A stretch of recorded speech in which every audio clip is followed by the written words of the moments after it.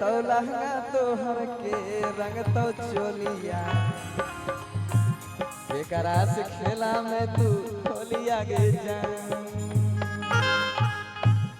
बताओ एक तू चल गए ससुराल और ऊपर के छे हाला बंसी हैप्पी होली। अरे मर गई हैप्पी होली हैप्पी। तू जब से छोड़ के लिए हम होली के लिए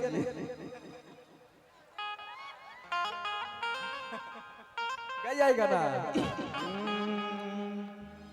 अरे की हो गई जान के रंग तो लहंगा तोहर के रंग तो चोलिया। अब ये डीजे के तार जोड़ बेटे बोलो अभी केन बढ़िया डीजे के तार जुड़ल से गाय भी रहल।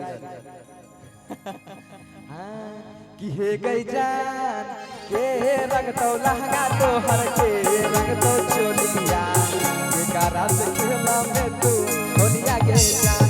हे गई जान के रंग तो लहंगा तोहर के रंग तो चोलिया एकरा से खेला में तू होलिया गे जान।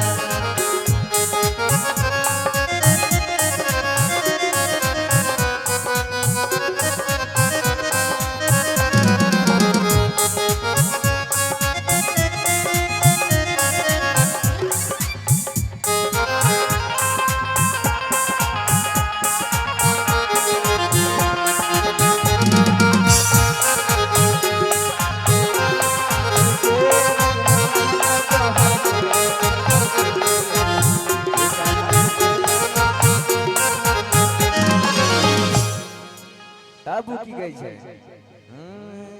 कि हे रही जा सोया रंग तई लहना हमर दो बरो रंग तो चोलिया।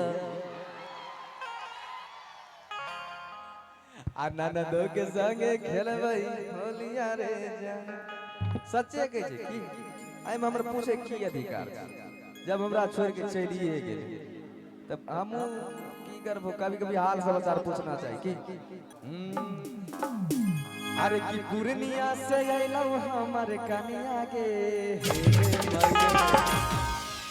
जल्दी चुमावे। अरे की जल्दी चुमावे गे मैयो ही जल्दी चुमावे। अरे की जल्दी चुमावे गे मैयो जल्दी चुमावे। आर की साथ में ये लो साथ में ये लो साथ में ये लो नगची पालो कनिया के गई मैयो जल्दी चुमावे।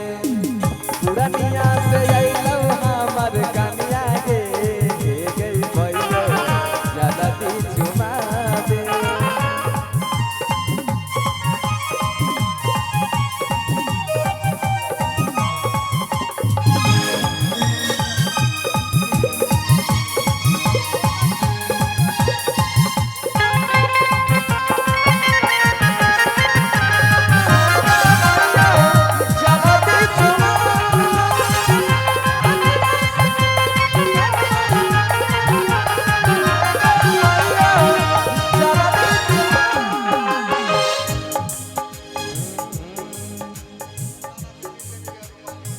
दिल लग गया रुमाल में वो अभी नहीं गाएंगे गाने।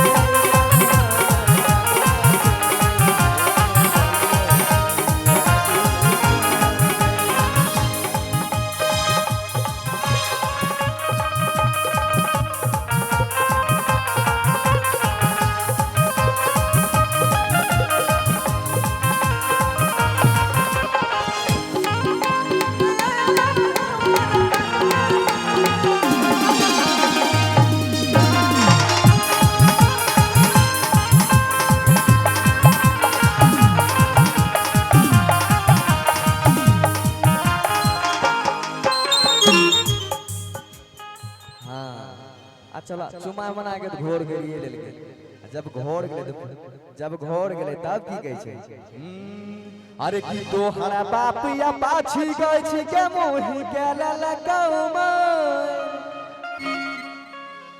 अरे की जाय के नहीं रा गाड़ी नाने हमर बात तनी ध्यान सुन अरे की जाय के नहीं रा गाड़ी नाने नहीं ते देबो छोड़ हे गे मौगी गे हाय गुण कर 4-7 बोल जब जब बुझे छै एकर मतलब की भेले कि मने शादी फुसला बंडा कर देबे बाकी जो बात पे बात मिला देबे जे हम गाछ बाय ले छी हम लैक छोड़ै छी केना भी नकारे छै हमें भूलबो नहीं अरे की तोहर बापिया पाछी गई छी के मुही के ललकौमा अरे की जाय के ना हीरा गाड़ी नामे हंसाई जी हंसाई अरे की जाय के ना हीरा गाड़ी नामे नहीं ते देबो छोड़ हे गे मौगी गे त जाय खुन चरसा देबो तोर